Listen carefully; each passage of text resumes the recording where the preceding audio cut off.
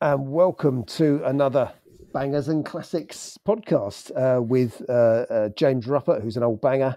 And the classic is, of course, David Malloy. And what's the old classic been up to? I don't know so much about a classic, No? Pillock possibly, yes, Oh, but okay. yeah, it has to be said. Because if I don't say it, somebody else is going to. You know how it is. Right. But yeah, what have I been up to? Well, we had some works done to the house last week. Specifically, we had the kitchen ripped out and a new kitchen put in. And the resulting noise made it impossible to record a podcast anywhere in the vicinity. So hence there was no podcast last week, for which I apologise. Haven't seen any interesting cars this week either, I'm afraid to say. Largely because I've been keeping my head down and trying to get on with doing some bits and bobs. Though I did see an interesting car for sale. A Subaru SVX. We talked about one recently on the pod, James. And We did. this one does seem to be in better condition than the one I saw. But I'm not sure if it's worth 7,000 quid or not, which is what's being asked for it. But maybe it is. Certainly it's an unusual car to see anywhere. And I suppose that's one in the metal and one online recently. So that's not bad going. No, absolutely not. What about you? I've been spreading joy amongst the community, David. As usual?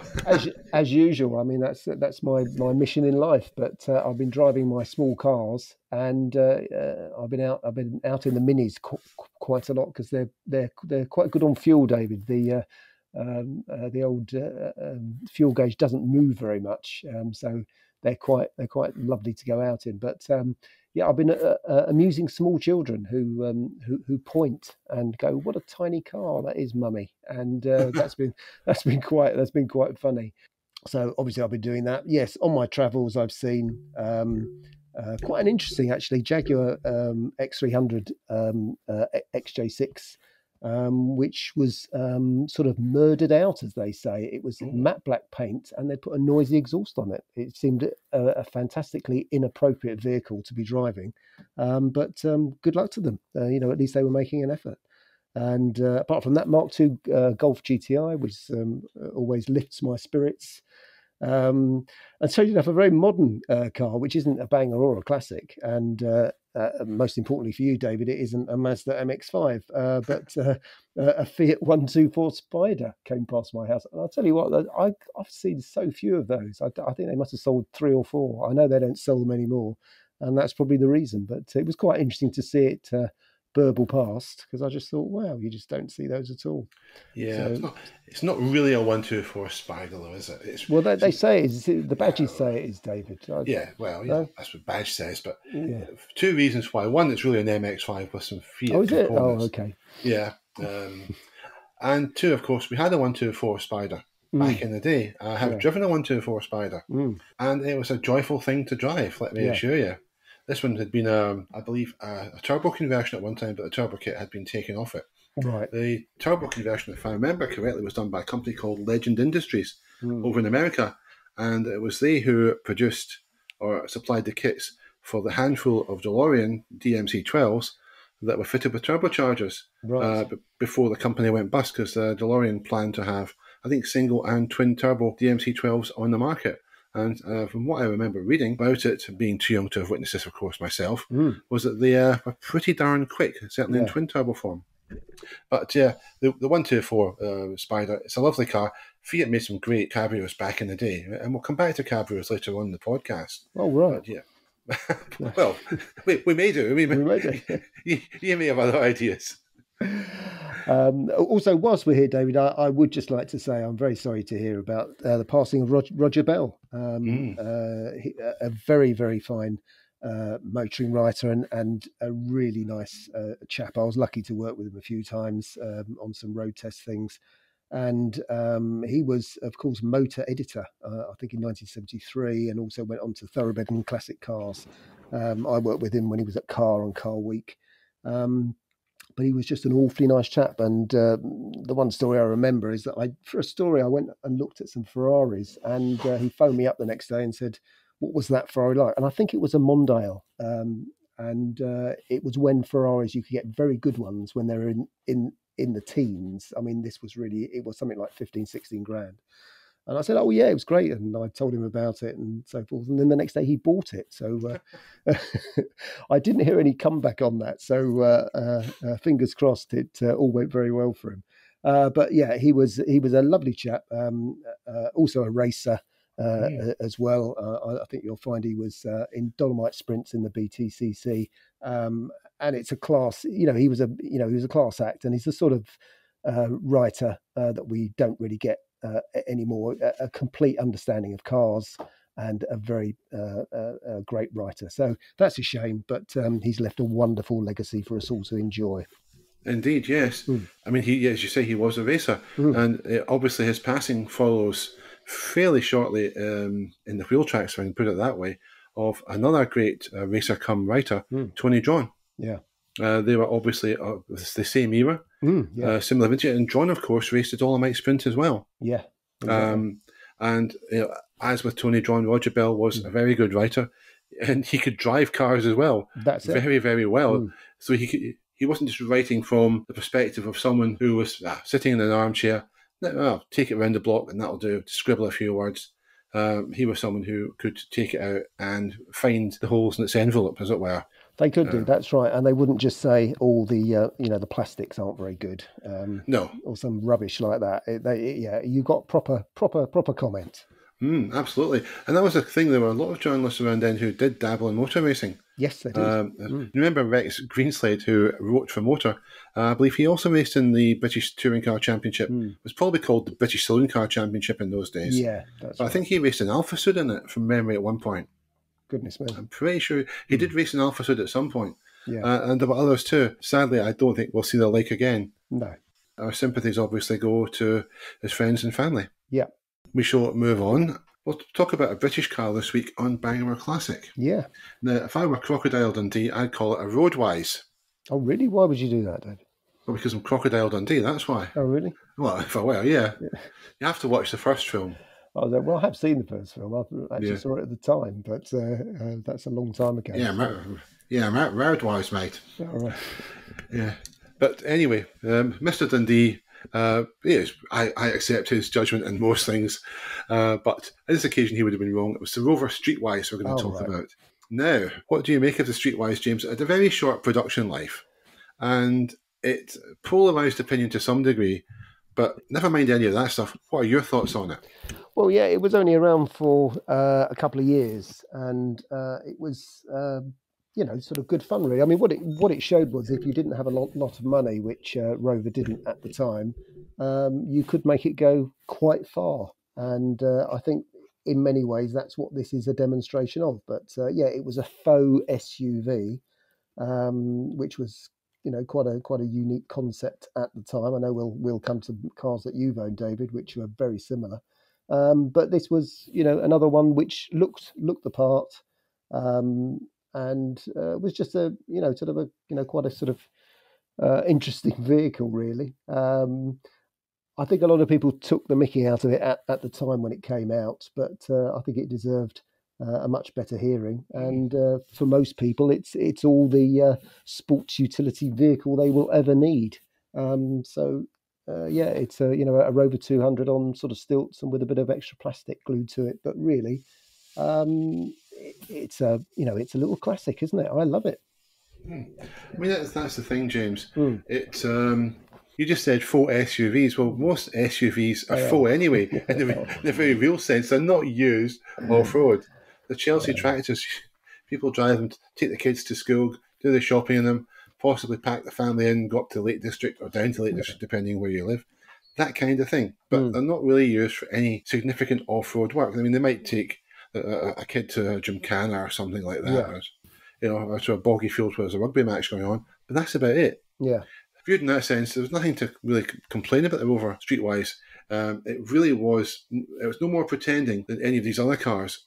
Obviously, it was born out of the, I think, 25. It had some modifications. It had loads and loads of plastic applied to it around the bumpers and wheel arches, etc. The raised ride height.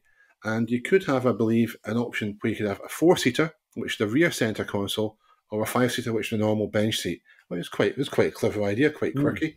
I like that. And it was available in some fairly bold colours. Trophy blue was one, which one of my favourite colours Austin Rover did, and a bit of vivid yellow. Those colours really suited it. Yeah. It stood out. It had presence, it looked good, and it was conceived on a shoestring. Peter Stevens, about whom I've spoken before in the podcast, was largely responsible for the makeover of the 25 into the Streetwise. And as with all things that he did, he made a good job. Yeah. It was very effective. It attracted younger people to the marque. It wasn't enough, sadly, to save the company, but I think it was a decent effort. Yeah. And it was making the most of what they had. There's nothing at all wrong with that. In fact, there's a lot of things that are very good about that. So I'm going to stick my neck out here and say it's a classic. But I think the days when you could buy one for a couple of £100 seem to be over, because I have been looking at prices recently. They're sort of £1,200. Some people are asking about £2,000 for them, but because I used to know someone who bought one for about £300 and it lasted about 5 years. It was actually not a bad car. Yes, it's a classic, isn't it? Without any doubt. Absolutely, it's one of the last cars to be introduced by Austin Yes, Rover. it is. Yeah. Because it came out in 2003 and was gone with the company in 2005, sadly. But anyway, we shall move on from that. It's nice to be able to say that a British car is a classic, because sometimes I think I certainly am a bit unkind towards them, and that's usually just because of disappointment, because I want the best for them.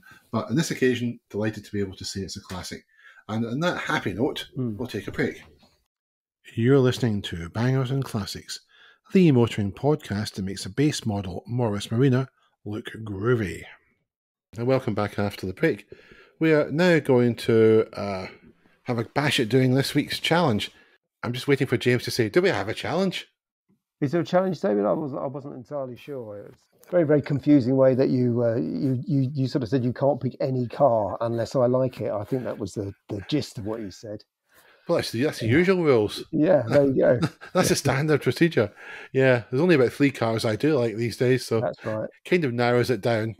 No, the challenge this week was to find, or is to find, a Roadster. Has to have 2 seats, a current MOT, and cost under 5,000 of your Earth pounds. Oh, right. Oh, and just to make it a little bit more difficult, it can't be an MGF or TF, and you saw this one coming, didn't you? An MX-5. Oh, right.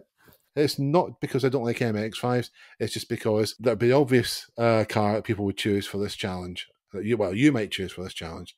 Well, I don't know. You just have irrational hates of certain cars. I mean, it's unbelievable, really, David. Yeah, it's great. It's good, though, isn't it?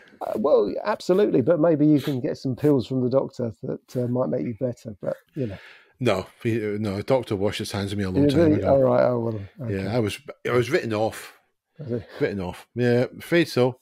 Anyways, James, let's get to the challenge. You're right. And being that it can't be an MGF or TF or an MX-5, what did you get for us? What did you find? Well, I thought, I better keep David happy. So I did look at the Renault Wind, and the Renault Wind is so unforgivably ugly. I just couldn't face it, even though it's a funny little thing. And they're quite cheap, and you don't see very many around. But I couldn't, in all conscience, keep with that. So obviously, what I went for another David Malloy pleasing vehicle in the shape of a Fiat Barchetta. And there's a few of those around. They do seem to vary in price. Some people seem to think they should be like 12, 13, 14 grand. But there's some quite nice ones, actually. And I saw one that was 4.5 to make you laugh.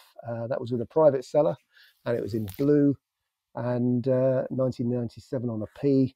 And it seemed to be extremely good, actually. 60,000 miles. That's not an outrageous mileage. MOT later in the year. Said there's a detailed service history and a new timing belt. So, yeah, it looked like quite a nice car. So, yeah, if I was going to drive around this summer with the top down, I'll do it in a Barchetta. On the left? I would be on the left as well. Yeah. You would? I'm quite happy about that. Yeah, absolutely. Barchetta's a sweet little car to drive. Very nice little car to drive. Yeah. Only thing I don't particularly rate about it is the gear change, which is a bit vague.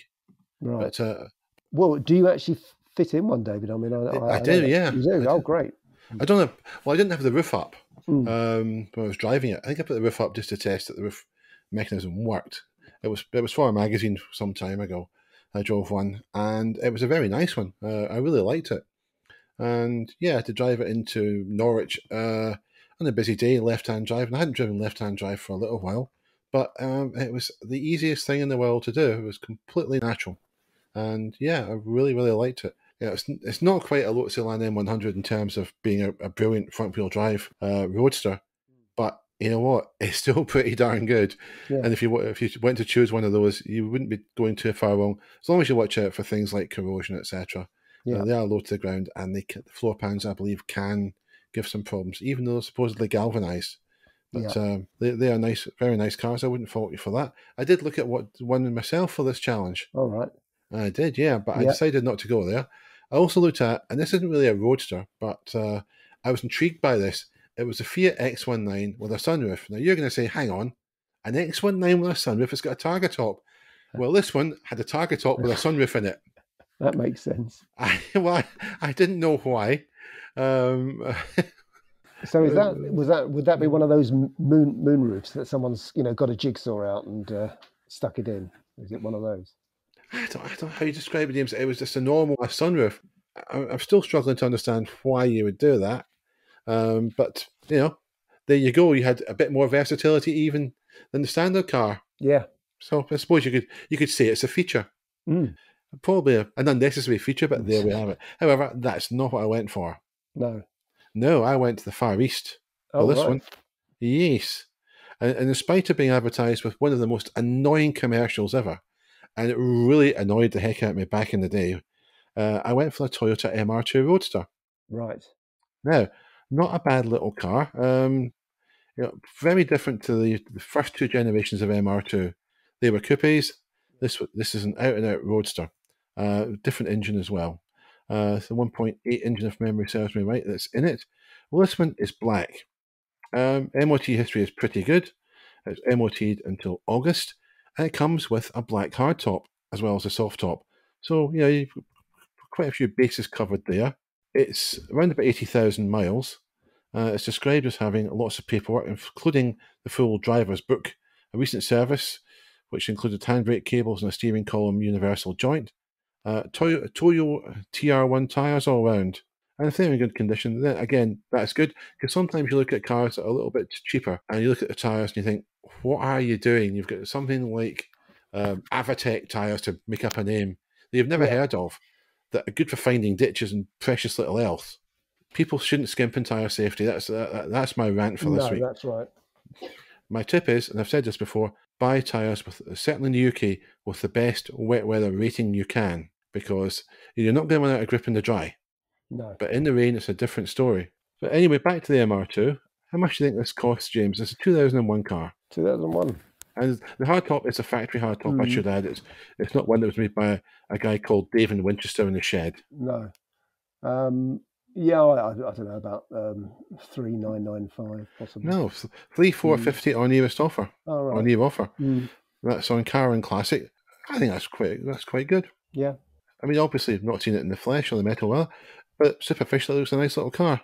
It's black with the red interior, and that would do you very nicely, I'm sure, for the summer. And at least if the MOT history is anything to go by, it's a very sound, well-founded car. Yeah. So I think we're caught with another couple of decent cars there. We have. Both of which have got 1.8 litre engines. Yes, that's very true. Yeah, which is a bit odd, but there we go. I would probably go with the Barchetta if I was buying it for myself, because I don't know I'd fit in an MR2 Roadster. But again, as I say, they're both pretty good. You pay your money and you take your choice. So said Mark Twain, and I agree with him. Yeah. Which leaves us with just one thing for this week's podcast. Right. And it's a trip into the danger zone. Oh, no. Yeah. And this week we're going to talk about a car that sold around about 200,000 units in the UK, maybe slightly more than that actually, but the figures I've seen suggest around about a couple 100,000, and there's only just over 300 left, and that's a Peugeot 309. Now, there's a car, James, that should have been a Talbot. It was originally going to be the Talbot Arizona, and it ended up being rebranded as a Peugeot when the Peugeot Citroën Group decided to stop making Talbots, or stop using the Talbot brand, simply because nobody was buying them. And probably a wise decision at the end of the day. So what are your thoughts on these? Any good reasons? Well, sorry. What we're looking for here, James, of course, is some reasons why you should jump out and save one. Yeah, I suppose you should say one because you don't see them anymore. They've completely disappeared. That's because they're on the danger list. Yeah, that's right. Yeah, that's right. But they did used to make them here, didn't they, at Ryton? Am I correct in that? I don't know from Uh, memory. I because know I had, they yeah, assembled the 206 at Ryton. I'm not sure about the 309. no, The Alpine was assembled at Ryton. Yeah, quite probably they did. mm, Yeah, I imagine they probably did. yeah. Well, assume they did. We can always delete this bit if we're wrong. Oh, I don't mind being wrong. Yeah, I mean, to me, it was quite an ordinary car. I did come across them. I do remember driving them at the time. Obviously, they drive quite nicely. They're quite sharp. There was a GTI version and all that stuff. A sexy version. Otherwise, it was a very much a workaday car. I don't think there was anything special to sorted out. It was quite sharply styled. It was quite a nice looking car. It didn't strike me as anything special at the time. And if you'd have said to me, well, in 20, 30 years time, there won't be any left, then I really wouldn't have cared. But obviously, I care a lot now because you just don't see them. And yeah, by comparison to a lot of cars, it's actually pretty good. Yeah, I mean, if you compare it to a contemporary Escort, it was a far better car. I like them up to a point, but yeah, viewing it from the time, it was quite a basic, straightforward little family stroke lower level rep sort of car. But I could be wrong. Well, I suppose back in the day I wasn't so fussed about them. Yeah, when they came out. If it was a Peugeot Citroen Group car, a BX would have been more appealing to me. Probably still would be, if I'm being completely blunt. But what you got in the 309 was actually a well-engineered family car. It was a good car to drive. It was very comfortable to ride in. It was versatile. I mean, I know most of the competition it had similar quality, at least in terms of versatility, and many of them also were pretty good to drive. But it certainly wasn't found wanting in those categories. And the GTI version, some people will tell you that it was actually a better drive than a 205 GTI. yeah, that's right. I never drove one, so I can't say. But certainly until a few years ago, probably 3-4 years ago, used to always be one parked down at my local railway station, a GTI. It may well still be there, but I moved, so I don't see it anymore. And earlier on in the podcast series, I saw one, if you recall, James. I thought it might have been a GTI. Yeah, It followed me one day, coming. It was on the same piece of road as me. It wasn't actually following me, of course. They weren't that desperate. well, I don't know. No, I didn't owe them any money. No, I don't think so. And then I saw it parked in a garage, and I think it'd done about nearly 200,000 miles, and it looked in really, really good condition, I have to say. The GTI that I saw, again, would be about an 89 car, and it looked pretty solid as well. It's also true to say, or I'm told it's true to say, that some of the versions of the 309, some of the early versions, used the Simca Poissy engine, the 1294cc engine that the Alpine and the Horizon and various other cars used, which was notorious for having rattly tappets. And apparently Peugeot sorted the problem out on the 309. I don't know if that's true or not. That's what I was told. No. Apparently it was the one car you could buy with that engine that didn't rattle. So they must have been doing something right. Had a good variety of versions, including some quite good diesel versions back in the day before diesel became the fuel of the devil, and performed sterling service for many a long year. It was very much of its time in many respects. It was the best of its time in many respects. It was certainly up there. If you find one at a decent price and you're looking for something a little bit interesting, perhaps to take to the Festival of the Unexceptional, there's a 309. That's right. Yeah, I mean, I don't usually look up stuff at all. I love to bathe in my own ignorance. But actually, in 1985, I believe it was built here. It is a British car. So there you go. That's another reason to go and buy a 309. So there you go.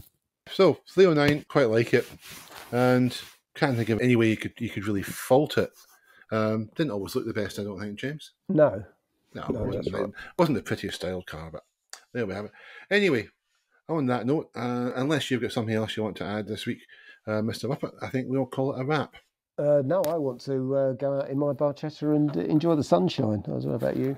Well, you know what barchetta means in Italian, don't you? It means it's a very complicated form of pasta, I believe. It is, that's right, yeah. Yeah, It also means bloke with big fake beard in small car. there you go. Yeah. Someone told me once it also meant little boat, but I don't believe that for a No, minute. I think that's made up.